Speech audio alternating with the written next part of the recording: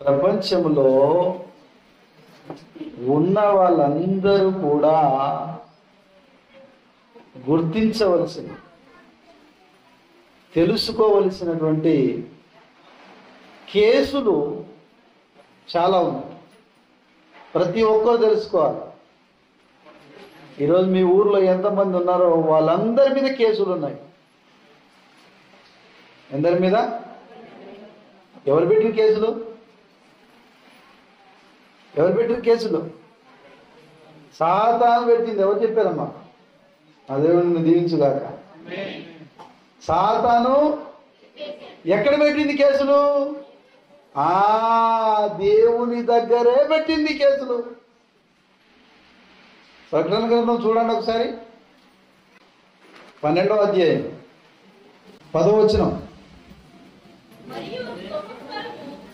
మరియు గొప్ప స్వరము పరలోకమందు ఇలాగు చెప్పుట వింటిని, అయ్యలారా రాత్రింబగళ్ళు మన మన మన మన దేవుని ఎదుట, మన మన సహోదరుల మీద నేరము మోపువాడైన అపవాది పాడద్రోయబడ్డాడు. ఇందు మూలముగా తెలియజేయనిది ఏమనగా, చిన్నవారు మొదలుకొని ముసలి వారి వరకు, సామాన్యుడు మొదలుకొని శాస్త్రవేత్త వరకు, అధికారులకు, మంత్రులకు, ప్రధానులకు, ప్రతి వారందరికీ, ప్రజలందరికీ తెలియజేసేవేమనగా,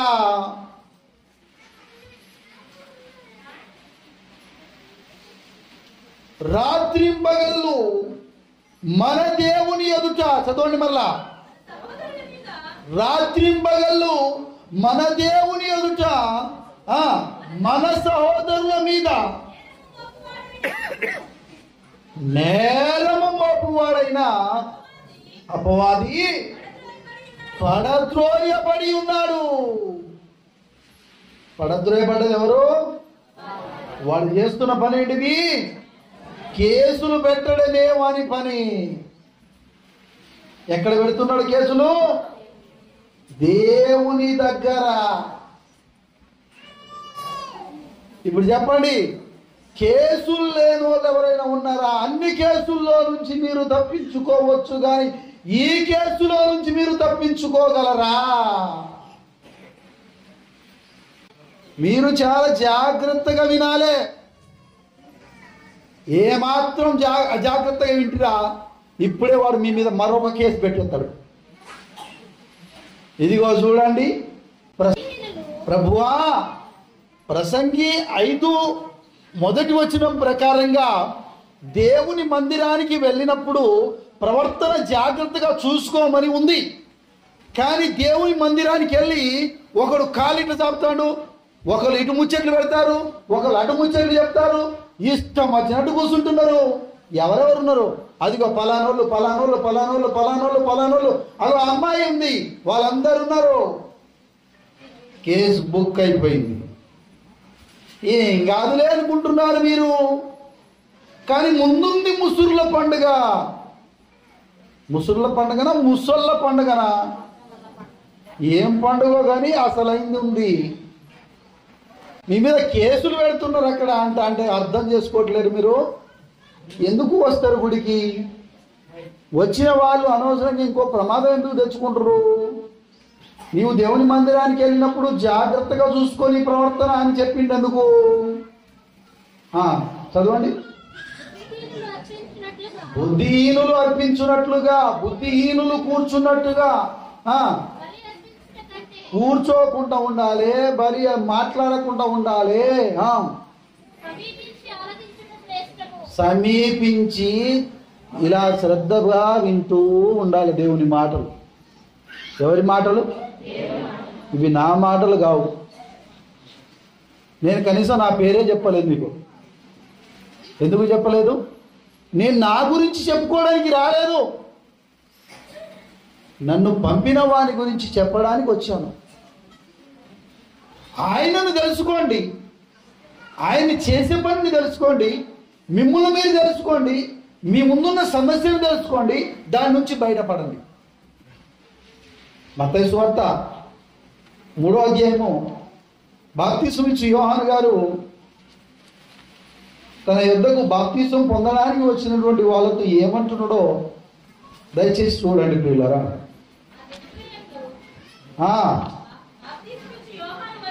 బాప్తిస్మం ఇచ్చు యోహాను గారు వచ్చి పరలోక రాజ్యము సమీపించి ఉన్నది, మారు మనస్సు పొందుడి. మీకు అవకాశం దొరికింది, మీ కేసులు మాఫీ అయ్యే అవకాశం దొరికింది. పరలోక రాజ్యం సమీపించి ఉంది, మీ కేసులు, మీ మీద మోపబడిన నేరములు మాఫీ అయ్యే అవకాశం దొరికింది కనుక మారు మనసు పొందండి అని యూదయ అరణ్యంలో ఒక నోటిఫికేషన్ జారీ చేశారు. ఏమని నోటిఫికేషను అమ్మా? ఏమని నోటిఫికేషను? పరలోక రాజ్యము సమీపించి ఉన్నది గనుక మీరు ఇప్పుడు మారు మనసు పొందితే మీ కేసులు మాఫీ అయిపోతాయి, మీరు ఈజీగా రాజ్యంలోకి వెళ్ళిపోతారు, జంప్ అయిపోతారు.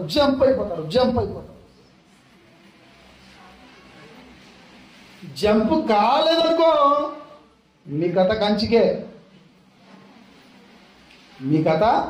కంచికే. ఇక్కడ సిబిఐ కేసులున్నా తప్పించుకోవచ్చు, ఇక్కడ పోలీస్ కేసులున్నా తప్పించుకోవచ్చు, ఇక్కడ ఏమి ఉన్నా కూడా నువ్వు ఏ నేరం చేసినా కూడా తప్పించుకోవచ్చు. కానీ అపవాది నీ మీద నేరం మోపాడే, ఆ నేరం నుంచి నువ్వు తప్పించుకోవాలంటే ఏం చేయాలో బాప్తిసం ఇచ్చి యోహాను గారు చెప్తున్నారు. మీరు మారు మనస్సు పొందుడి. ఏం పొందాలి? ఫస్ట్ మీరు మీ మనస్సును మార్చుకోవాలి, మీ ఆలోచనలను మార్చుకోవాలి, మీ పనులను మార్చుకోవాలి, మీ పాటలను మార్చుకోవాలి, మీ మాటలను మార్చుకోవాలి. చదవండి ఒకసారి కంటిన్యూషన్లో 6వ వచనం 5వ వచనం చూడండి. ఆ సమయమున యెరూషలేము వారును మాచవరం వాళ్ళును మండపేట వాళ్ళును గోదావరి నది ప్రాంతంలో ఉన్నటువంటి వాళ్ళందరూ ఎవరి దగ్గరికి? సురేశయ్య గారి దగ్గరికి వచ్చి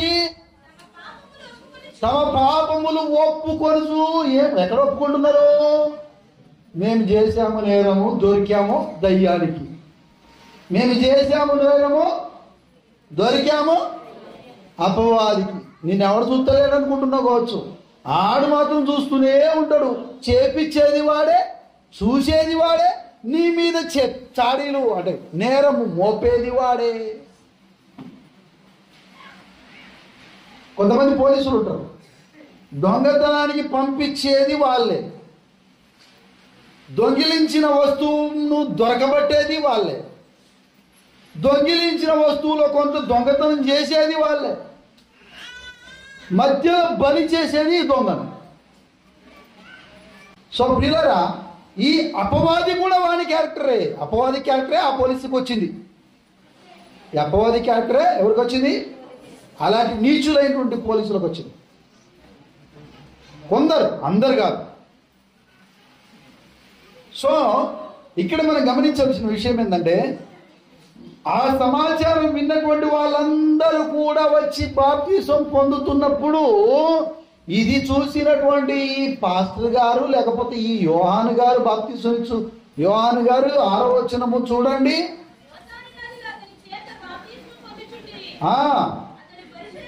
6వ వచనము, తమ పాపములు ఒప్పుకొనుచు యోర్దాను నదిలో అతని చేత బాప్తిసం పొందుచుండిరి. అతడు పరిసయ్యులలోను, ఎవరెవరు వస్తున్నారట? వాళ్ళు మా మీద కేసులు తీసేయండి అని ఎవరెవరు వస్తున్నారు ఇక్కడ? పరిసయ్యుల్లోను, సద్దుకైలలోనూ అనేకులు బాప్తిసము పొందవచ్చుట చూశారు. ఈయన చూసి, సర్ప సంతానమా, రాబోయేటటువంటి ఉగ్రతను తప్పించుకోవడానికి మీకు బుద్ధి చెప్పినవాడు. అరే, మీ మీద కేసులున్న సంగతి మీకు చెప్పిన వాడేవాడు? అంటే మీ మీద నేరం మోపింది అపవాది కదా. ఆ నేరం నుంచి మీరు బయటపడడానికి, మీరు బాప్తిసం పొందడానికి వస్తున్నారే, ఈ బాప్తిసం పొందడానికి వచ్చినటువంటి మీకు బుద్ధి చెప్పిన వాడేవాడు? ఆశ్చర్యపోతున్నాడు బాప్తిసం ఇచ్చి యోహాను గారు. ఆశ్చర్యపోతుంటున్నాడు. మీకు బుద్ధి చెప్పిన వాడేవాడు అంటూ, మారు మనస్సుకు తగిన ఫలము ఇప్పుడైతే నేను బేలిప్పిస్తాను. ఇప్పుడైతే నేనేం చేస్తాను? బాప్తిసం అంటే అర్థం ఏంటిది? బేలిప్పించడం వంటిది. ఇప్పుడైతే నేను బేలిప్పిస్తాను, కానీ మీరు ఇక ముందు జాగ్రత్తగా మంచిగా కొనసాగితే పోతూ పోతూ పోతూ మీ కేసు కొట్టుకు పోతుంది, మీరు పరలోకంలోకి వెళ్ళిపోతారు. ఇప్పుడైతే నేను బేలిప్పిస్తాను, మారు మనస్సుకు తగిన ఫలము ఫలించుడి.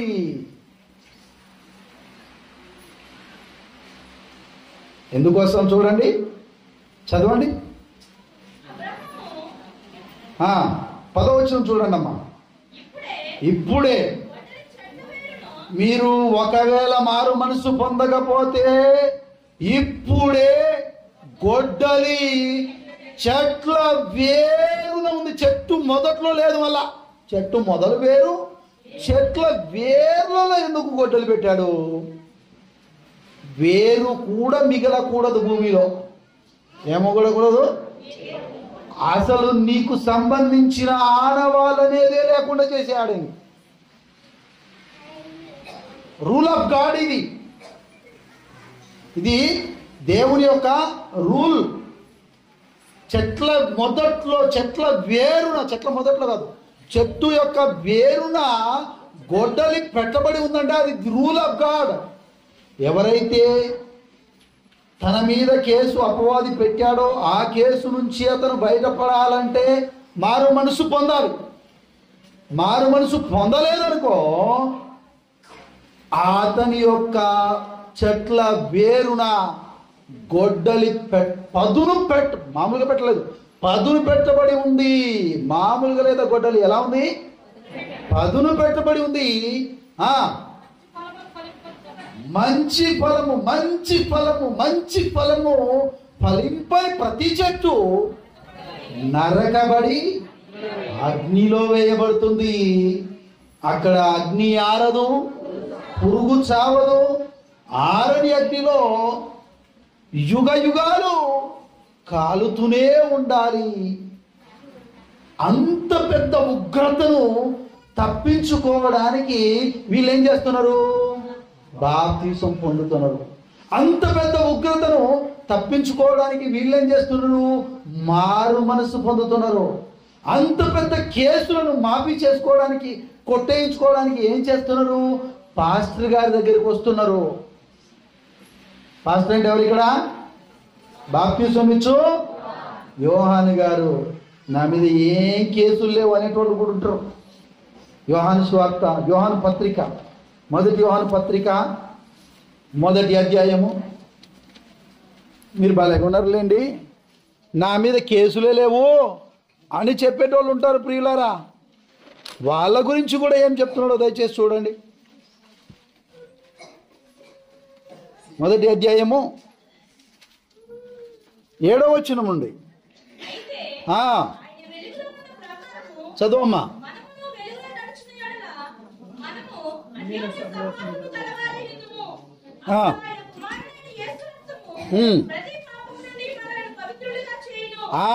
మాఫీ అయ్యే మార్గం ఏంటిదంటే, మాఫీ అయ్యే మార్గం ఏంటిది? ఇక్కడ మనము వెలుగులో నడిచిన ప్రకారము.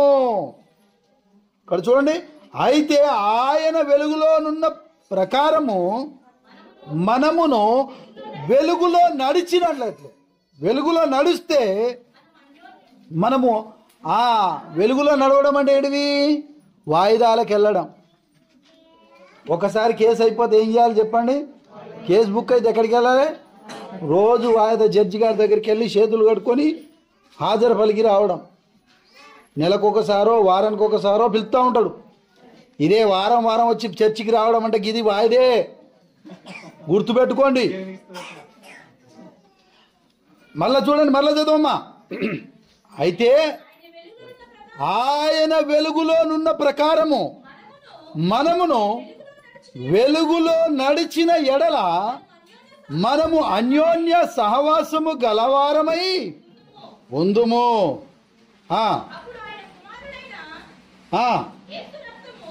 అప్పుడు ఏం జరుగుతుంది? ఆయన కుమారుడైనటువంటి యేసు రక్తము ప్రతి పాపము నుండి మనలను కేసు మాఫీ అయిపోతుంది. పవిత్రులైన వాళ్ళకి ఏం దొరుకుతుంది? ఇప్పుడు పరలోకం దొరుకుతుంది ఈజీగా. ఏం లోకం దొరుకుతుంది? పరలోకం దొరుకుతుంది. స్వతంత్రులైపోతారు, కేసు మాఫీ చేయబడతాయి. ఎంత పెద్ద చిక్కులో పడ్డాం చెప్పండి ఇప్పుడు మనం. అసలు ఈ సాతాను ఎందుకు వచ్చిండో ఏమో, భూమి మీద ఎందుకు పడ్డాడో ఏమో, మనతోటి తప్పులు ఎందుకు చేపిస్తున్నాడో ఏమో, మరలా మన మీదే కేసు ఎందుకు పెడుతున్నాడో ఏమో కదా, అర్థం చేసుకోవాలి. చదవమ్మా 8వ వచనం. మనము పాపము లేని వారమని చెప్పుకునే, నా మీద ఏ కేసు లేదు, నా మీద ఏ కేసు లేదు, నేను ఫ్రీగా ఉన్నానని చెప్పుకున్న ఎడల మనలను మనమే మోసపుచ్చుకొనము. మేడి పండు చూస్తే ఎట్లా కనపడుతుంది చెప్పండి? దాని పొట్ట ఇప్పి చూస్తే తెలుస్తుంది అసలు విషయం. ఎప్పుడు వారెంట్ అయ్యి పోలీసు వాళ్ళు వచ్చి నిన్ను పట్టుకొని పోయేటప్పుడు అయ్యి బాబాయ్ నన్ను నడిపించండి ఎందుకు పట్టుకోతారు? ఇగో చూడు ఎన్ని ఉన్నాయో నీ మీద కేసులు. అయ్యో ఇవన్నీ నేనేం చేశాను ఒక్కసారి చూసుకో. నీ రికార్డు ఆ స్క్రీన్ మీద తీసి చూపిస్తారు. మొత్తం ఏం చేస్తారు? టీవీలో మొత్తం చూపిస్తారు నీ జాతకం మొత్తం, ఎక్కడెక్కడ ఎవరెవరితో మాట్లాడినా ఏంటిది సీసీటీవీలో మొత్తం రికార్డ్ అయి ఉంది. ఎక్కడ రికార్డ్ అయింది? దేవుని కెమెరాలు ఉన్నాయి ఇక్కడ. ఎవరి కెమెరాలు ఉన్నాయి ఇక్కడ? నువ్వు నీ ఇంటికి పెట్టుకున్నావు ఆ కెమెరాలు, ఇక్కడ చర్చికి పెట్టిరు ఆ కెమెరాలు లేవు కదా. దేవుని కెమెరాలు ఏమనుకుంటున్నారు చెప్పండి? నీ పాదధూళి దేవుని కెమెరా నిన్ను రికార్డు చేసేదే. నీ పాదధూళి నిన్ను రికార్డు చేసేది ఏంటిది? నువ్వు చేసే పనులను రికార్డు చేసేది ఏంటిది అనుకుంటున్నారు? అమ్మా కెమెరా లేదనుకోకండి, మీ పాదధూళియే మీరు చేసేవన్నీ రికార్డు చేసి దేవునికి చూపిస్తాను. అర్థమైందా? కాబట్టి నేను ఎవ్వరు చూస్తలేరు అని చెప్పేసి నువ్వు అనుకుంటేవా పప్పులో కాలేసినట్టే. కాబట్టి చూడండి, మనము పాపము చేయలేదని నా మీద ఏ కేసులు లేవని చెప్పుకునేలా మనలను మనమే మోసపుచ్చుకుందాము. మనలో ఏముండదమ్మా? ఇంకెక్కడిది సత్యమో? నీకు నువ్వే బొంద తోడుకుంటున్నావు, నీకు నువ్వే నాశనం చేసుకుంటున్నావు, నీ అంతటా నువ్వే నశించిపోతున్నావు. అది చేసుకోకూడదు మనము. చదవండి. మన పాపములను మనము ఒప్పుకొని ఎడలా ఆయన ఎలాంటోడు? మీరు అనుకున్నట్టుగా ఆయన దగ్గర ఒప్పుకుంటే మనల్ని ఆడ వదిలిపెడతాడో, మనం లోపలెత్తడేమో అని చెప్పుకోకండి. మీరు ఇప్పుడు ఒప్పుకుంటే ఆయన నమ్మదగిన వాడు. పాపములు అంటే ఏంటిది? నేరములు అంటే ఎన్ని రకాలు ఉంటాయి? తిట్టినా నేరమే, కొట్టినా నేరమే, రాంగు చూపు చూసినా నేరమే, ఒకరి మీద అబ్బా ఇంత డెవలప్ అవుతామని అసూయ పెట్టుకున్నా నేరమే, కుళ్ళు కుట్రతో ఉన్నా నేరమే, ఒకరి మధ్య ఒకరికి గొడవలు పెట్టించి హాయిగా చూస్తూ ఉంటారు కదా, అది కూడా నేరమే. ఇవన్నీ కూడా పాపాలే, ఇవన్నీ కూడా నేరాలే. ఒక వ్యక్తిని కొట్టినా నేరమే, ఒక వ్యక్తిని చంపినా నేరమే, ఇవన్నీ కూడా దేవుని దగ్గర రికార్డ్ అవుతున్నాయి. రిపోర్ట్ చేసేది ఎవరు మళ్ళా? కంప్లైంట్ చేసేది ఎవరు మళ్ళా? సాతాను. చదవండి, మనము పాపము చేయలేదని చెప్పుకొని ఎడల మనలను మనమే మోసపుచ్చుకుందుము, మరియు మనలో సత్యం ఉండదు. మన పాపములను మనము ఒప్పుకొని ఎడల ఆయన నమ్మదగిన వాడును నీతిమంతుడును గనుక ఆయన మన పాపములను క్షమించి అన్ని కేసుల నుండి, సమస్త దుర్నీతి నుండి, అంటే అర్థమేంటి, అన్ని కేసుల నుండి మనలను పవిత్రులుగా చేయును. మనము పాపము చేయలేదని చెప్పుకుంటే మాత్రము ఆయనని అబద్ధికునిగా చేయువారు మగుదుము, మరియు ఆయన వాక్యం మనలో ఉండదు. ఆయన వాక్యం మనలో ఉండదు. ఇవన్నీ అడగలుగుతాయి అనుకోవద్దు. మనమందరము దేవుని కోర్టులో హాజరు కావలసి ఉంది. రోమియోలకు రాస్తూ పౌలు గారు ఒకసారి చూడండి ఆయన ఏమంటున్నాడో. రోమా పత్రిక 14వ అధ్యాయం 10వ వచనం చూడండి ప్రియులారా. అయితే నీవు నీ సహోదరునికి తీర్పు తీర్చనేలా, నీ సహోదరుణ్ణి నిరాకరింపనేలా మనమందరమును దేవుని కోర్టులో నిలబడవలసి ఉంది. ఎక్కడ నిలబడవలసి ఉంది? దేవుని న్యాయపీఠం ఎదుట నిలుతుము. గుర్తుపెట్టుకోండి, మీరందరూ దేవుని కోర్టులో హాజరు కావలసి ఉంది. అందరూ, నమ్మినోళ్ళు నమ్మనోళ్ళు ఎవరెవరైతే ఉన్నారో వాళ్ళందరూ దేవుని కోర్టులో హాజరు కావలసి ఉంది. ఎందుకు? రోమీయులకు 2వ కొరింథీ పత్రిక చూడండి 5వ అధ్యాయము. అపోస్తలుడైన పౌలు గారు చెప్తున్నారు ఎందుకు హాజరు కావాలనో. కొరింథీ 2వ పత్రిక 5వ అధ్యాయము 10వ వచనం ప్రియులారా. ఎందుకంటే నువ్వు జరిగించినటువంటి పనులు ఏవైతే ఉన్నాయో, క్రియలు ఏవైతే ఉన్నాయో, క్రియల చొప్పున అవి మంచి పనులు చేసావా, చెడ్డ పనులు చేసినావా? చదవమా. నీ దేహముతో నీ శరీరముతో నువ్వు చేసావు కాబట్టి జరిగించిన వాటి ఫలమును ప్రతివాడు పొందాలి. కాబట్టి మనమందరమును క్రీస్తు కోర్టులో హాజరు కావాలి. ఏం కావాలని ఉంది అక్కడ? నీకు తెలుసా ఈ దేవుని కోర్టు గురించి? తెలుసా?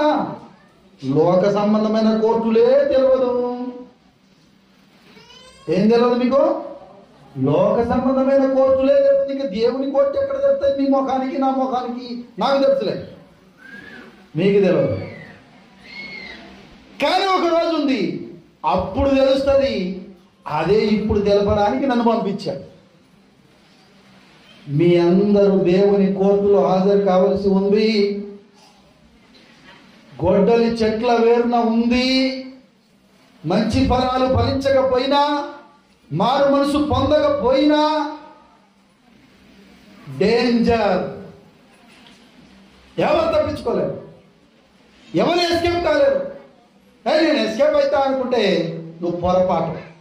చదవండి అక్కడ, మనమందరమును క్రీస్తు న్యాయ పీఠము అనగా క్రీస్తు కోర్టులో హాజరు కావలసి ఉంది. నేను కాలేను, ఇదంతా అబద్ధము, నన్ను ఎవ్వరేం చేసుకోపోలేరు అని నువ్వు అనుకుంటే, అపోస్తులైన పేతురు గారు చెప్తున్నారు. 2వ పేతురు పత్రిక 3వ అధ్యాయము, 2వ అధ్యాయం ప్రియులారా,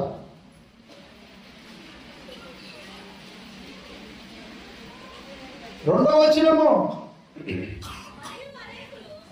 అనేకులు ఇవేవి చెట్లు గొడ్డలి చెట్ల వేరున పదును పెట్టబడి ఉందయ్యా అని చెప్పిన మాటలు, మారు మనసు పొందండి అయ్యా అని చెప్పిన మాటలు, దేవుని కోర్టుకు మనం హాజరు కావలసి ఉందయ్యా అని చెప్పిన మాటలు పట్టించుకోకుండా అనేకులు పోకిరి చేష్టలను అనుసరించి నడిచారు. వీరిని బట్టి సత్య మార్గము దూషింపబడింది. కల్పన వాక్యములు చెప్పుచు లాభము సంపాదించుకొనుచు ఇష్టం వచ్చినట్టుగా ఉన్నారు. అలాంటి వారి విషయంలో వారి విషయంలో ఏం జరగదు? తీర్పు, జడ్జిమెంట్ ఆలస్యం చేయదు. చదవండమ్మా. వారి యొక్క నాశనము కునికి ఏం కాదులే, నువ్వు నిద్రపోదు కానీ అది నిద్రపోదు. ఫ్యాన్ వేసినప్పుడు అంటే తిరుగుతూనే ఉంది, నిద్రపోతాను. అది నేను అలసిపోయిన అంటన్నా. లైట్ వేసినప్పుడు నుంచి వెలుగుతూనే ఉంది. అది ఏమైనా అలసిపోయిన ఆగిపోతాను అంటన్నా. నాశనం అనేది కూడా నువ్వు చేసిన పనికి నిద్రపోతుంది అనుకుంటే తప్పే. గొడ్డలి వేయాలి, ఇలా వరదే, నా వేరులో ఇయ్యాలి, నా వేరు ఇయ్యాలి, నరకదలే అనుకుంటేవా తప్పే. రేపే ఆలస్యం చెయ్యదు తీర్పు. చదవండి. అయ్యలారా, మీకు విషయం చెప్తున్నాను. దేవదూతలు పాపం చేస్తేనే దేవుడు వాళ్ళను విడిచిపెట్టలేదు. పాతాళ లోకమందరి కటిక చీకటి గల బిరములోకి త్రోసి తీర్పుకు కావలిలో ఉంచుటకు వారిని అప్పగించాడు. నిన్ను నన్ను ఎలా వదిలిపెడతాడయ్యా? వదిలిపెడతారనుకుంటున్నారా?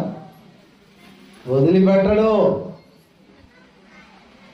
దేవుడు ఉన్నాడు, దేవుడు చూస్తూ ఉన్నాడు. నువ్వు చేసే ప్రతి పనిని చూస్తున్నాడు. దేవుడు ఉన్నాడు, నిన్ను బాధ పెట్టే వారిని చూస్తున్నాడు, నువ్వు పడుతున్న బాధను చూస్తున్నాడు, నువ్వు చేసే మంచి పనిని చూస్తున్నాడు, నువ్వు చేసే చెడ్డ పనిని చూస్తున్నాడు. మంచి పని చేస్తే దేవుని ఆశీర్వాదాలు నీకు ఉంటాయి. చెడ్డ పని చేస్తే తీర్పు ఆలస్యం చేయదు. గొడ్డలి పదు నుంచి పెట్టబడి ఎక్కడుంది? దాన్ని నరకకుండా వదిలిపెట్ట. అది నరకకుండా వదిలిపెట్ట. ఆ తర్వాత తీసుకెళ్ళి ఎక్కడ పడేస్తారు? ఆరని అగ్నిలో పడేస్తారు.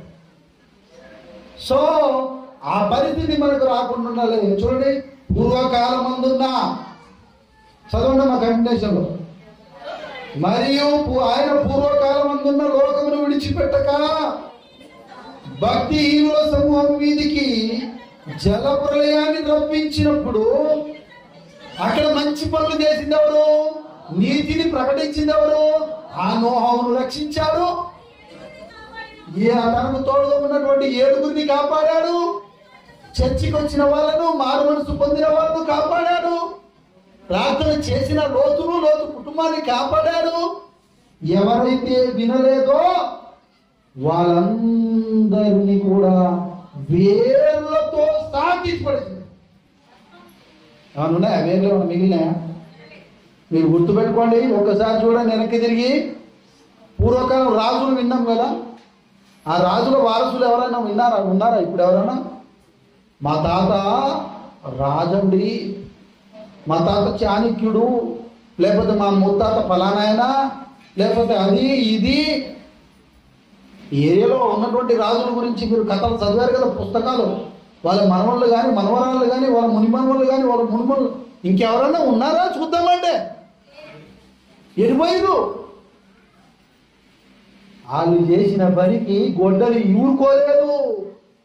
వాళ్ళు చేసిన పనికి ఏం చేయాలి? గొడ్డలి ఊరుకున్నదా? తీర్పు ఊరుకున్నదా? ఆలస్యమైన జడ్జిమెంట్. ఇక్కడ కోర్టులో జడ్జిమెంట్ రావడానికి 10 ఏళ్ళు పట్టవచ్చు, కానీ దేవుని కోర్టులో నుంచి జడ్జిమెంట్ రావడానికి 10 సెకండ్లు కూడా సరిపోదు. 10 సెకండ్లు కూడా ఆలస్యం జరగదు. ఎక్కడి నుంచి? దేవుని కోర్టు నుంచి. మరి దేవుని మందిరానికి వచ్చిన మీరు ఎంత జాగ్రత్తగా ఉండాలి. ఎలాగ వింటున్నారు, ఎలాగ మాట్లాడుతున్నారు, ఎలా చూస్తున్నారు, ఎలా ప్రవర్తిస్తున్నారు మీరు ఆలోచించండి ప్రియులారా. చదవండి. లోకమును వదిలిపెట్టలేదు. జలప్రలయం రప్పించినప్పుడు మరియు సొదొమ గొమొర్రా అనేటటువంటి పట్టణాలను భస్మము చేసి ముందుకు భక్తిహీనులకు వారికి వాటిని దృష్టాంతములుగా ఉంచుటకై వారికి నాశనము విధించి దుర్మార్గుల కామ వికారయుక్తమైనటువంటి నడవడి చేత బహు బాధపడినటువంటి లోతును కాపాడిండు దేవుడు. ఎవరైతే లోతును బాధ పెట్టారో వాళ్ళందరినీ కూడా తీసేసిండు. వేర్లేమని ఉంచిందా? వేర్లు లేవు, భస్మమైపోయిందండి. క్రైస్తవ్యం జోలికి వచ్చిన వాళ్ళ గతి కూడా గదే. చర్చీల జోలికి వచ్చిన వాళ్ళ గతి కూడా గదే. క్రైస్తవులను, దేవుని బిడ్డలను, సువార్తను అడ్డుకుంటున్నటువంటి వాళ్ళందరికీ కూడా తీర్పు ఆలస్యం చెయ్యదు. వాళ్ళ వేర్లు కూడా ఈ భూమి మీద ఉండవని గుర్తుపెట్టుకోండి. గొడ్డలి ఆలస్యం చేయదు, నరకడానికి రెడీగా ఉంది. నరకడానికి రెడీగా ఉంది. సో ప్రియులారా, నాకేం ప్రాబ్లం లేదు అనుకుని నేను హాజరు కాను కోర్టులో అనుకుంటే పొరపాటు. ఒకసారి చూడండి, ప్రకటన గ్రంథం 20వ అధ్యాయం. దేవుని కోర్టుకు ఎవరెవరు అటెండ్ అవుతారో 11 నుంచి చదవండి. మరియు ధవలమైన మహాసింహాసనమును, సింహాసనం అంటే దేవుని కోర్టులో జడ్జి గారిని కూర్చుంటారు. ఎవరి కోర్టులో కూర్చుంటారు? జడ్జి అంటే ఈ జడ్జి గారు, దేవుడే జడ్జి. ఏం జడ్జి అనుకుంటున్నారు మీరు?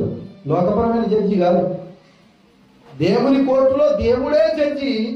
ఆయన ధవలమైన సింహాసనము మీద కూర్చుండి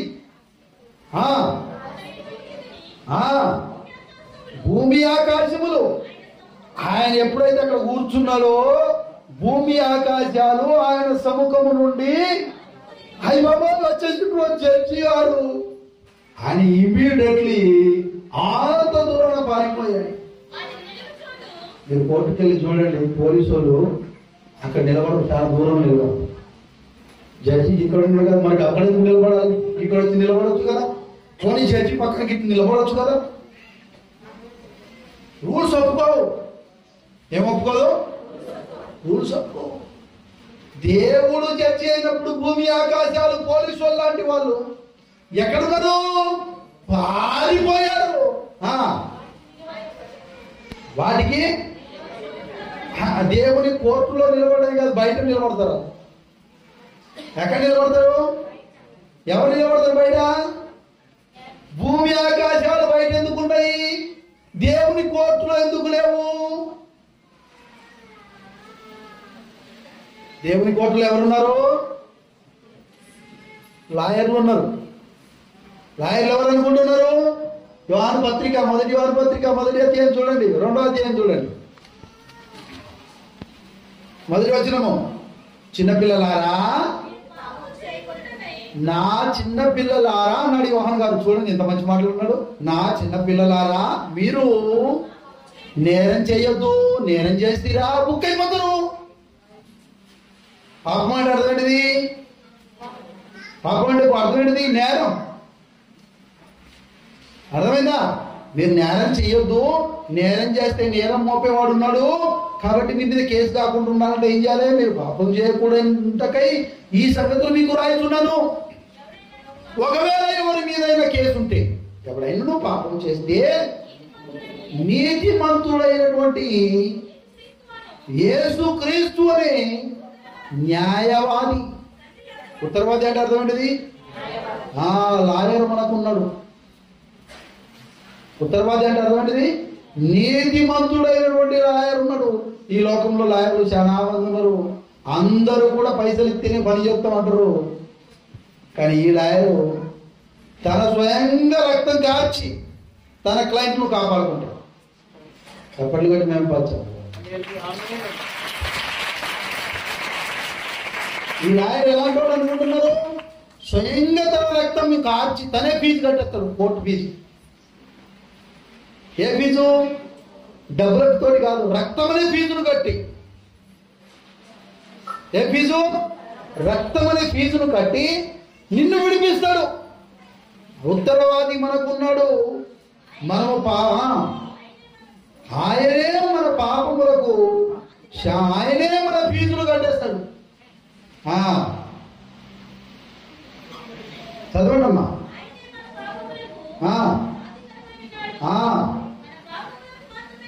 కాదు, సర్వలోకమునకు శాంతికరమై ఉన్నాడు. ఆ లాయర్ కనుక లేకపోతే ఈరోజు లోకం ఉండేది కాదు.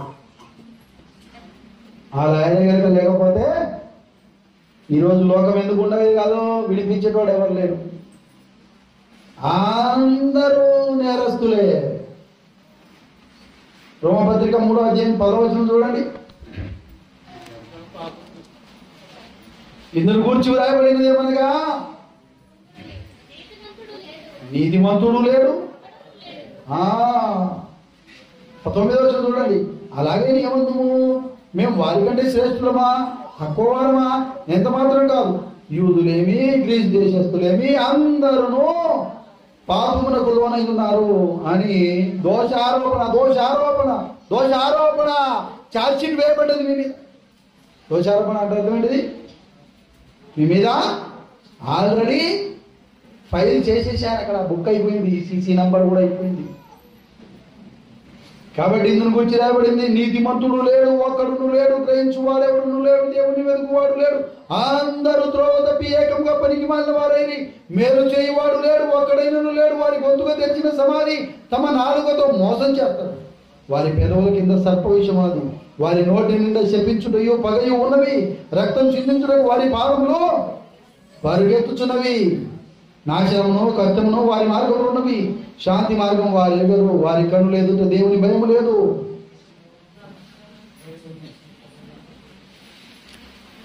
చూడండి ప్రియులారా, ప్రకటన గ్రంథము 20వ అధ్యాయము చదవండి, కంటిన్యూషన్.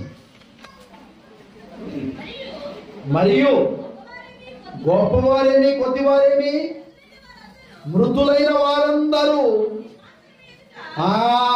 భూమి ఆకాశాలు ఎక్కడున్నాయి? భూమి ఆకాశాలు ఎక్కడున్నాయమ్మా? కోర్టు బయట. సింహాసనం ముందు ఎవరున్నారు? మనమందరం ఉంటాం. సింహాసనం ముందు ఎవరుంటారు చెప్పండి? మనమందరం ఉంటాం.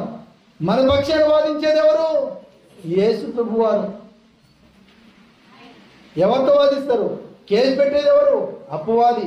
అటు వాదించేదేమో దయ్యం, ఇటు వాదించేదేమో యేసు ప్రభు. ఫైన్ కట్టేది యేసు ప్రభువే. ఫైన్ అంటే ఏం ఫైను? రక్తమును కట్టేది ఫైన్ కట్టి నిడిపించేది యేసు ప్రభువే. నీకు బెయిల్ ఇప్పించేది యేసు ప్రభువే. తీర్పు చెప్పేది ఎవరు? యెహోవా దేవుడు. తండ్రి అయినా దేవుడు.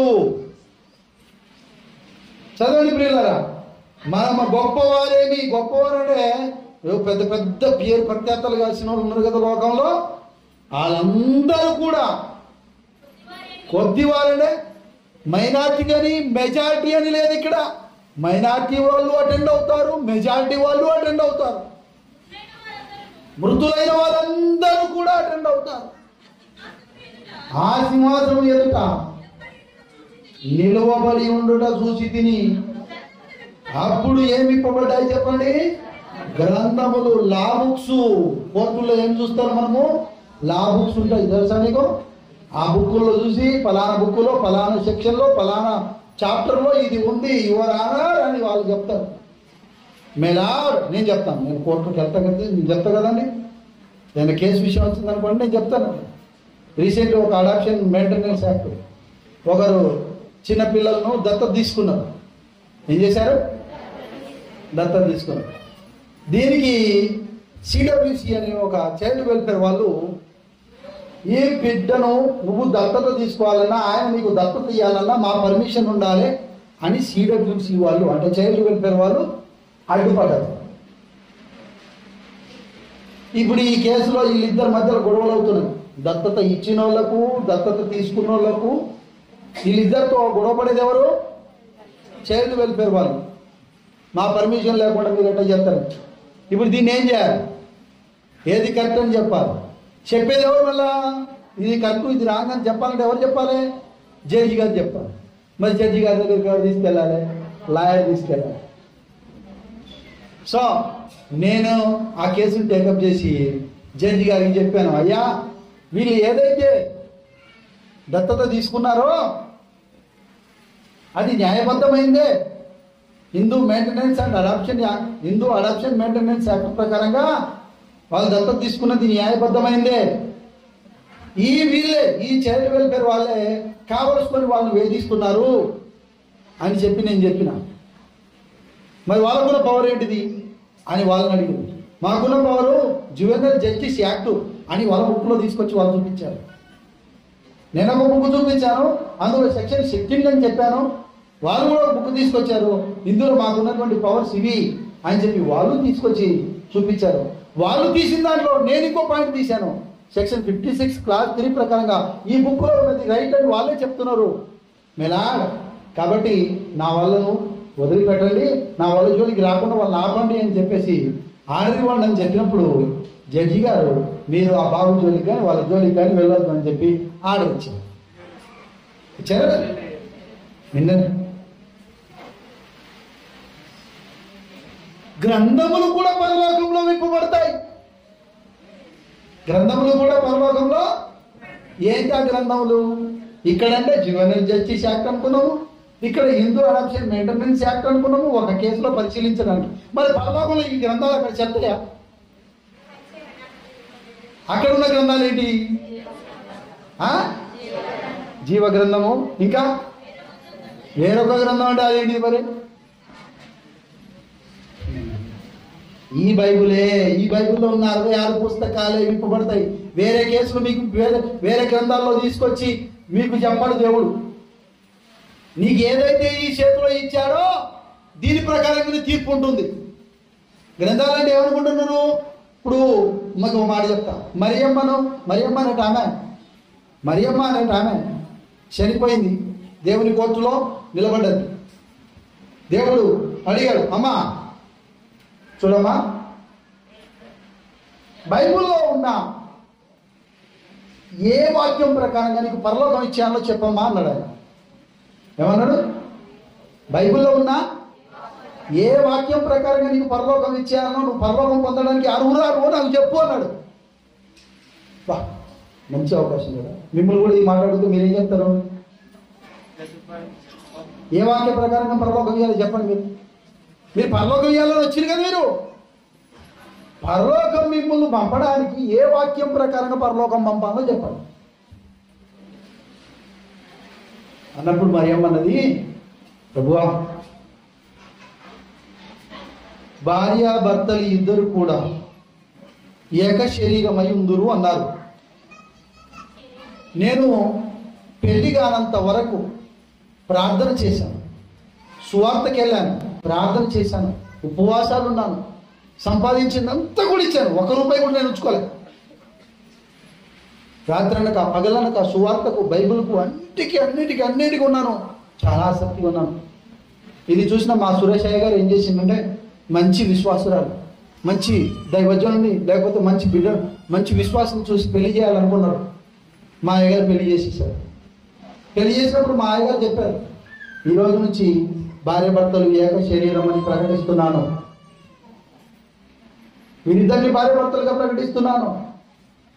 అంత మాత్రమే కాదు, ఈరోజు నుంచి భార్య భర్తకు లోబడి ఉండాలి అని చెప్పారు.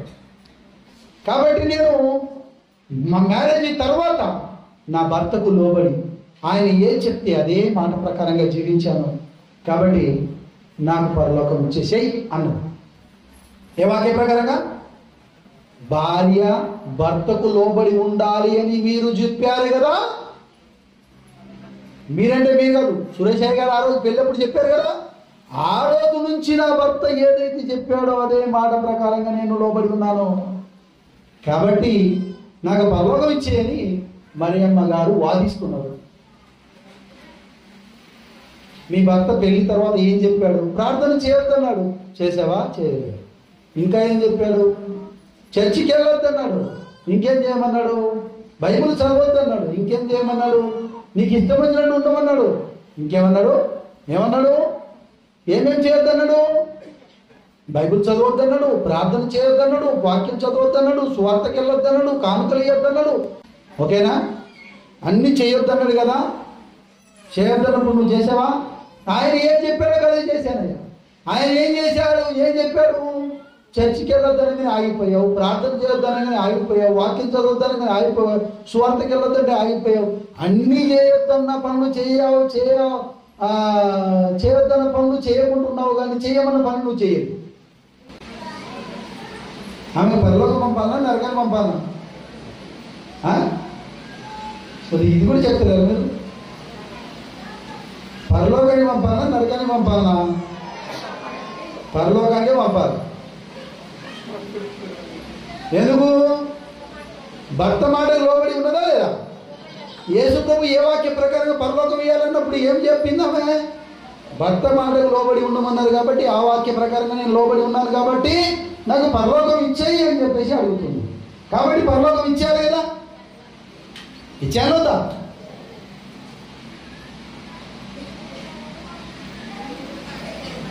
సరే, భార్య భర్తలు ఇద్దరు ఏక శరీరం అని ఉందురు అని చెప్పాను కదా. అవునయ్యా చెప్పారు. నీ శరీరములో అవయవము నిన్ను అభ్యంతరపరిస్తే ఏం చేయాలని ఉంది అక్కడ? నరికివేయండి. మీరు ఏం చేయాలి? రేపటి నుంచి మీ భర్త గుడికి పోద్దంటే ఏం చేయాలి మీరు? భార్య భర్తలు ఇద్దరు ఏక శరీరం కదా, భర్త గుడికి పోద్దంటే ఏం చేయాలి? నీ శరీరం అభ్యంతరపడితే ఏం చేయాలన్నాడు? నీ కన్ను అభ్యంతరపడితే ఏం చేయమన్నాడు? ఇక్కడ మీనింగ్ ఏంటిదంటే నరికేమని కాదు అర్థం. నాకు దేవుడు ముఖ్యం, నువ్వు కాదు. గుడికి పోవద్దన్నావు కాబట్టి నిన్నైనా వదులుకుంటా కానీ దేవుడిని వదులుకోనయ్యా, నాకు దేవుడు అంటే ఇష్టం అని రావాలి. వచ్చిందమ్మయ్యమ్మ? రాలే. ఏం చేసింది ఆమె? తనకి ఇష్టమైనట్టు జీవించి నరకానికి వెళ్ళిపోయింది. ఎక్కడికి వెళ్ళిపోయింది? సో దేవుని కోర్టుకు ఇప్పుడు చదవండి. ప్రకటన గ్రంథం ముగించుకుందాం. ప్రకటన గ్రంథం 20వ అధ్యాయం. గొప్పవారేమి కొద్దివారేమి మృతులైన వారందరూ ఆ సింహాసనం ఎదుట నిలవబడి ఉండటం చూచి తిని, అప్పుడు గ్రంథములు అంటే ఆది కాండం నుంచి ప్రకటన గ్రంథం వరకు ఉన్న పుస్తకాలు అక్కడ ఓపెన్ చేయబడతాయి. ఆ బైబిల్లో ఉన్న వాక్యాల ప్రకారంగా నువ్వు ఉన్నావా లేదా, నీ జీవితం ఉందా లేదా, లేకపోతే నీకు నరకము ఉంటే పరలోకం. వేరే గ్రంథాలు ఓపెన్ చేయబడవు. ఇంకో గ్రంథం ఉంది, మరియు వేరొక గ్రంథము విప్పబడెను. ఆ గ్రంథం ఏమనుకుంటున్నారు మీరు? మీ పేరు ఆ రిజిస్టర్లో ఉందా లేదా చూసే పేరు. మరియు వేరొక గ్రంథం విప్పబడెను. ఆ గ్రంథములు ఎందుకు రాయబడి ఉన్న వాటి ప్రకారం వాటిని బట్టి తమ క్రియల చొప్పున మృతులు తీర్పు పొందిరి. ఈ మృతులు తీర్పు పొందారు కదా, కొందరు కోర్టు కట్టేది కాకుండా మేము తప్పించుకుంటాం అనుకుంటారు. ఎవరు తీసుకుపోతారు? వారెంట్ అయిన వాళ్ళను పోలీసులు పట్టుకుపోతారు కదా. ఇక్కడ నువ్వు దేవుని కోర్టులో కూడా హాజరుపరచడానికి ఒక పోలీసు ఎవరు అనుకుంటున్నారు? సముద్రమే ఒక పోలీసు. చూడండి, సముద్రము తనలో ఉన్నటువంటి మృతులను అప్పగించు. సముద్రం ఇక్కడ పోలీసు ఎంత సైజులో ఉన్నాడు గమనించండి. ఇక్కడ మనం చూసే పోలీసు ఎంత సైజులో ఉన్నాడు? నా సైజులోనే ఉంటుంది కదా, మీ సైజులోనే ఉంటుంది కదా. నాకు కావాల్సిన జాగ్రత్త, కోర్టు పోయి నిలబడితే నాకు ఎంత కావాలి? ఆ పోలీస్ ఆయనకు కావాల్సిన జాగ్రత్త. ఆ పోలీసే దేవుని కోర్టులో ఈ పోలీస్ గారు. సముద్రం అనే పోలీసు గుర్తుపెట్టుకోండి. సముద్రం అనే పోలీసు తన కస్టడీలో ఉన్న వాళ్ళను తీసుకొచ్చి దేవుని కోర్టులో హాజరుపరచాలంటే దేవుని కోర్టు ఎంత పెద్దది. దేవుని కోర్టులో హాజరుపరిచినటువంటి సముద్రం అనే పోలీసు పట్టేంత స్థలము. అప్పుడు ఒక్కసారి ఊహించుకొని బుర్ర బుర్ర బుర్ర పనిచేయదు, మన బుర్ర పనిచేయదు. సముద్రం ఎంత పెద్దది? అంత పెద్ద సముద్రము నిన్ను ఒకవేళ సముద్రంలో ఉన్నటువంటి వ్యక్తులు ఎవరైతే ఉన్నారో, గోదావరిలో మునిగి చచ్చిపోయారు కదా మొన్న పడవలు, వాళ్ళని తీసుకొచ్చి హాజరుపరిచేది ఎవరు అనుకుంటున్నారు? గోదావరి కాదు, గోదావరి సముద్రం రెండు ఒకటే. వాళ్ళంతా అంత పెద్ద సముద్రము పట్టుకొచ్చి వాళ్ళ కష్టంలో ఉన్న వాళ్ళందరినీ దేవుని కోర్టులో హాజరుపరుస్తుందంటే ఆ సముద్రము అక్కడ పట్టే అంత స్థలం ఎంత పెద్ద కోర్టు ఒకసారి ఆలోచించండి. దేవుని కోర్టు ఎంత పెద్దది. సముద్రమే పట్టుకొచ్చి హాజరుపరుస్తుందట. చూడండి అక్కడ ఏమన్నా చూడండి, ఆ సముద్రము తనలో ఉన్నటువంటి మృతులను అప్పగించారు. ఇదిగో ప్రభు, నా కష్టంలో ఉన్నోడు ఇంతమంది. తర్వాత పాతాళము కష్టంలో ఎంతమంది ఉన్నారు? నరకాగ్నిలో ఉన్న వాళ్ళందరినీ తీసుకోరండి. పాతాళం అంటే 2 భాగాలు. మళ్ళీ పరదేశంలో ఉన్న వాళ్ళు కూడా పట్టుకరండి. పరదేశంలో ఎవరున్నారు? అబ్రహాము మొదలుకొని, ఆదాము మొదలుకొని, పరదేశుకును అగ్నిగుండానికి మధ్యలో అగాధం ఉంది.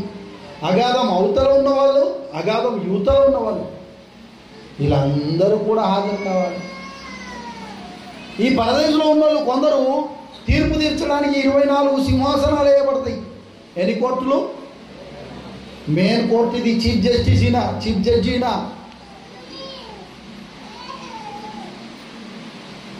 మీద కింది కోర్టులు అవి. పేతురు కూడా ఒక జడ్జియే, యోహాను కూడా ఒక జడ్జియే. ఇలా జడ్జిలు 24 జడ్జిలు, 24 సింహాసనాలు వేయబడతాయి.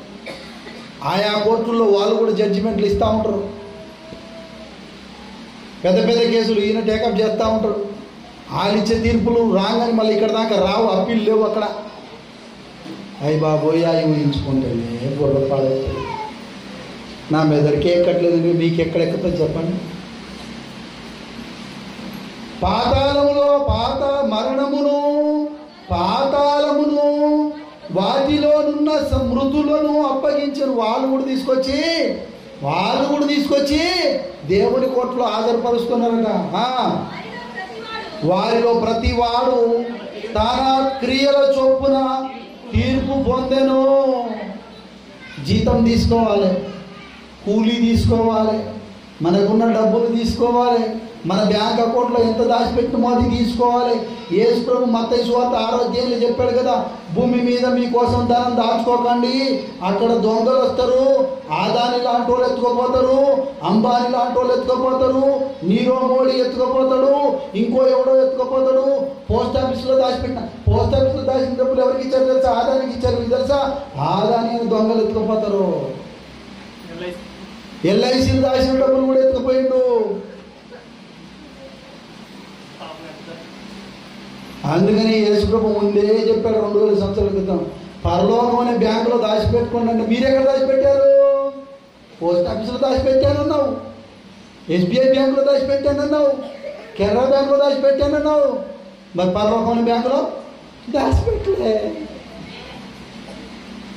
అక్కడ హాజరైనప్పుడు ఈమెకు రావాల్సిన అకౌంట్లో బుక్కే లేదు, అకౌంటే ఓపెన్ చేయలేదు. పరలోకం అనే బ్యాంకులో అకౌంట్ ఉందా మీకు? ఉన్నదా? లేకపోతే ఇప్పుడే ఓపెన్ చేసుకోండి. నిన్న ఒక అమ్మ ఫోన్ చేసింది, అయ్యా ఒకసారి నాకు నెలకు 40,000 రూపాయలు ఇస్తానంటే నేను 60 లక్షల భూమి అమ్మి ఆయనకి ఇచ్చిన. ఎన్ని లక్షల భూమి అమ్మి? 60 లక్షల భూమి అమ్మి ఆయనకి ఇచ్చిందట. ఈ తీసుకున్నాడు కువైట్కి వెళ్ళిపోయాడు. 40,000 రూపాయలు 2 సంవత్సరాలు ఇచ్చిండట. నెలకు 40 చొప్పున 2 సంవత్సరాలు ఇచ్చిండట. తర్వాత అడిగితే ఫోను లేదు, జాడా లేదు, పత్తా లేదు. ఎట్లా వస్తాయ్యా నాకు డబ్బులు అడుగుతుంది.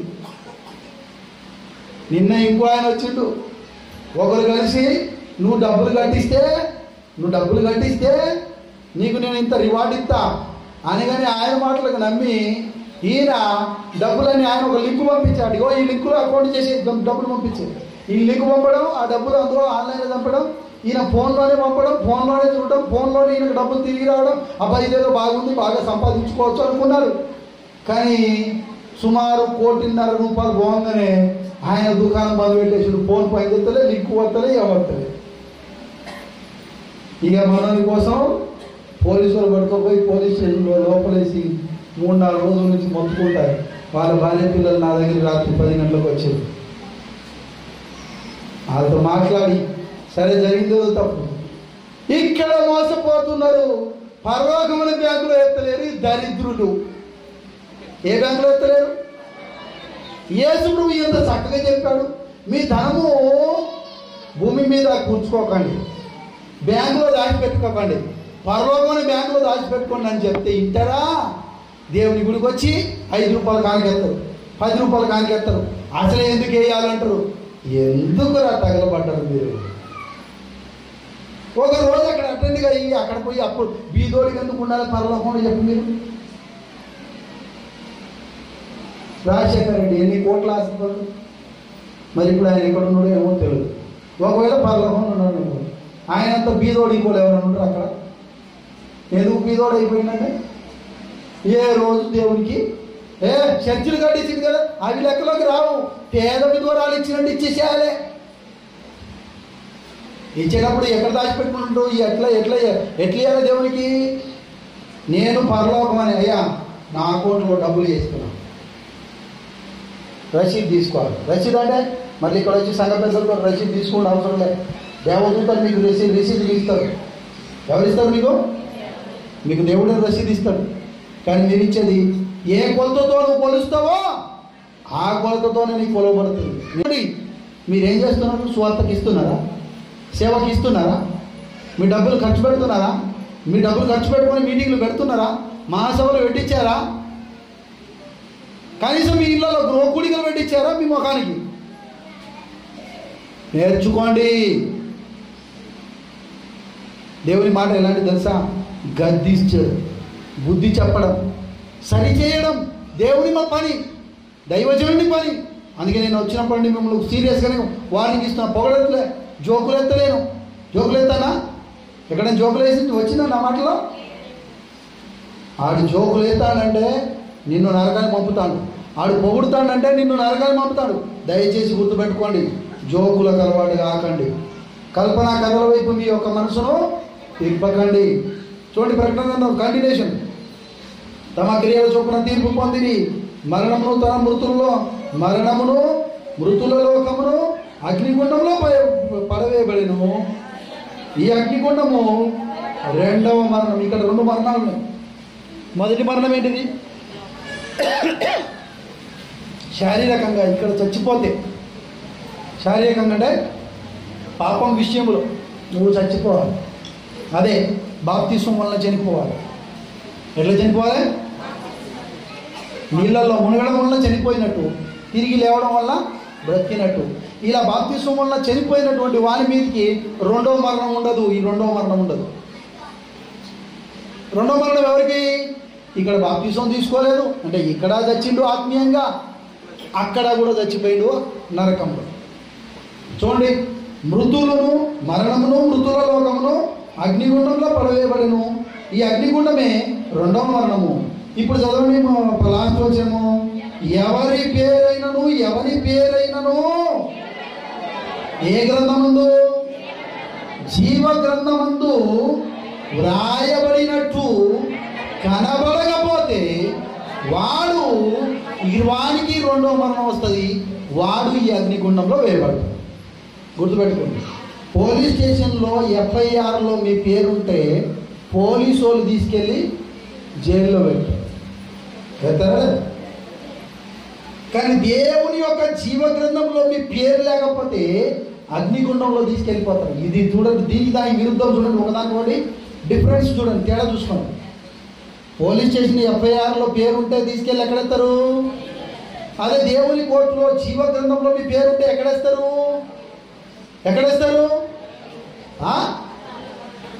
గడిగి చెప్పండి. పరలోకంలో. అక్కడ పేరు లేని వాళ్ళని ఏం చేస్తారు? ఇప్పుడు మీ పేరు ఉన్నదా లేదా చూసుకోండి. ఫస్ట్ మీ పేరు ఉండాలి, మీ పరలోకం అనే బ్యాంకులో అకౌంట్ ఉండాలి. ఉన్నదా లేదా? ఈరోజు అకౌంట్ లేకపోతే అకౌంట్ ఓపెన్ చేసుకోండి. ఈ అకౌంట్ ఓపెన్ చేయడానికి దేవుని కోర్టులో అకౌంట్ ఓపెన్ చేయడానికి ఎంత కావాలి డబ్బులు? మీ దగ్గర ఎంత ఉంటే అంత. మీ దగ్గర ఎంత ఉంటే 10 రూపాయలు ఉన్నదనుకో, 1 రూపాయి ఇస్తా అంటే అకౌంట్ ఓపెన్ అవుతుందా? 10 రూపాయలు ఇస్తేనే ఓపెన్ అయింది.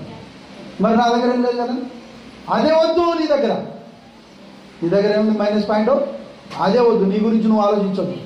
పేతురు చేసిన పని ఏంటి చెప్ప? పేతురును యేసుప్రభు నన్ను నీళ్ళ మీద రా అన్నాడు, వచ్చింది.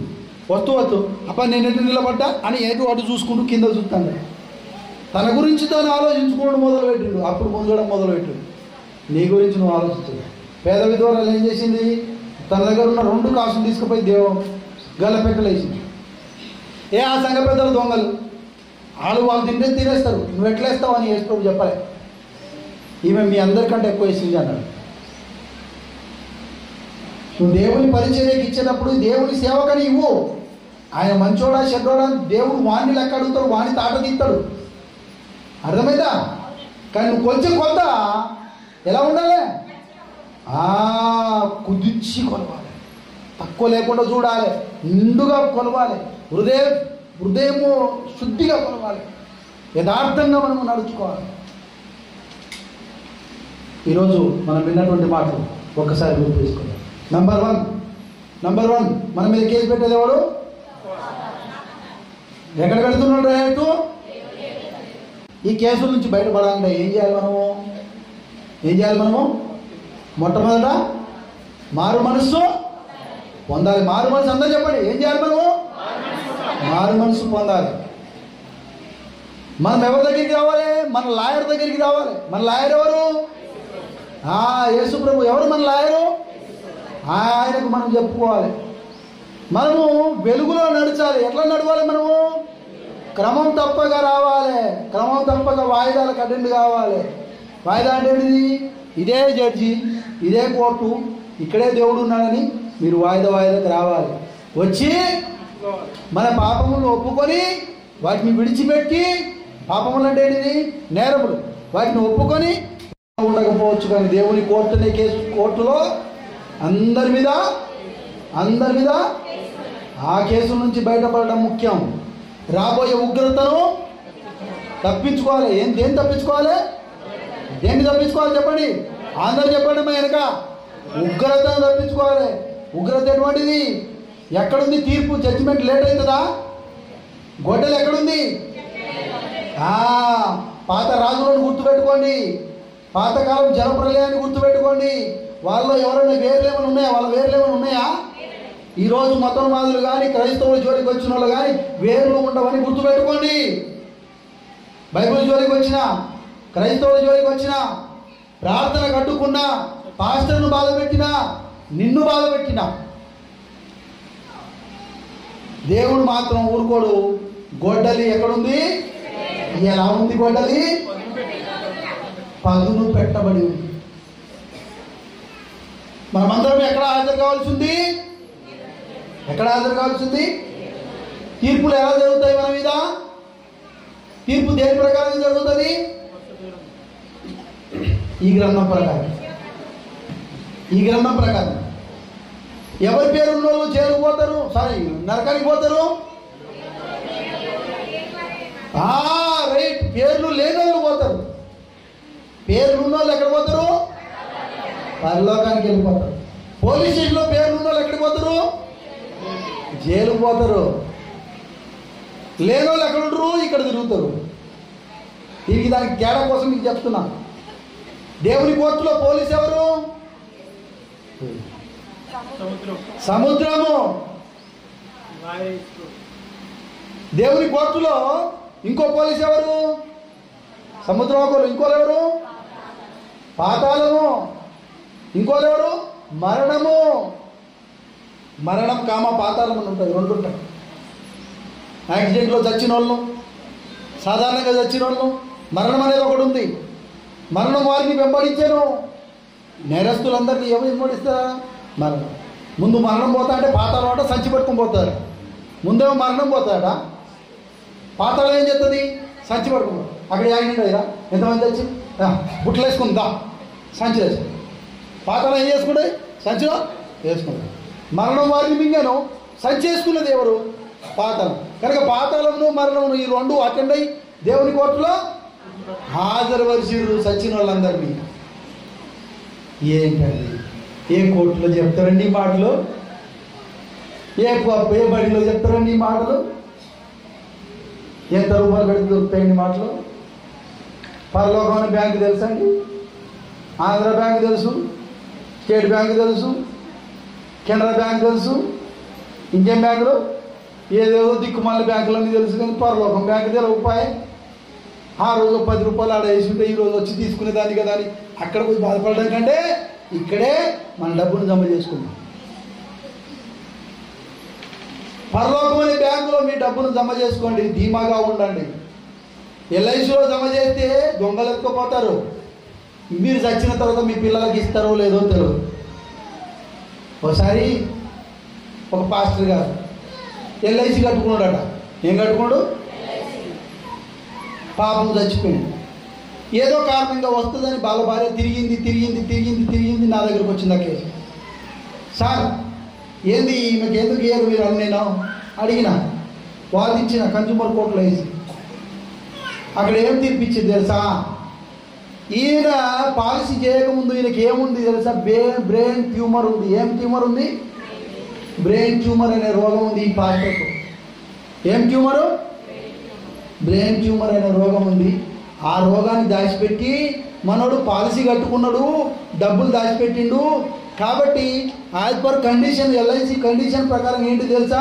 నీకు ఏ రోగం లేదని, నువ్వు ఫ్రెష్ బండివని, ఇంజన్ కండిషన్లో ఉందని, బాడీ ఇంజన్ అంటే గుండె ఇంజన్ కండిషన్లో ఉందని, బ్రెయిన్ కండిషన్లో ఉందని నువ్వు రాసావు, సంతకం పెట్టావు, చూసుకో ఒకసారి. కరెక్ట్. మరి నీకున్న రోగం ఏంటిది? డాక్టర్ పోస్ట్మార్టం రిపోర్ట్లో వచ్చింది ఈయనకు బ్రెయిన్ ట్యూమర్ ఉంది, అందుకు చచ్చిందని ఉంది. సో బ్రెయిన్ ట్యూమర్ వల్ల ఉన్న విషయం ఎప్పటి నుంచి ఉందట? 6 సంవత్సరాల నుంచి. మరి పాలసీ చేసింది ఎప్పుడు? 5 సంవత్సరాలు అవుతుంది. మరి కట్టిన డబ్బులు ఎంత? 10 లక్షలు. 10 లక్షలు పాయే. అబద్ధం చెప్పినావు నువ్వు, నీకు రావు డబ్బులు అన్నాడు. ఏడ్చుకుంటూ వచ్చి చూసారా ఎల్ఐసి ఎంత న్యాయం చేసింది?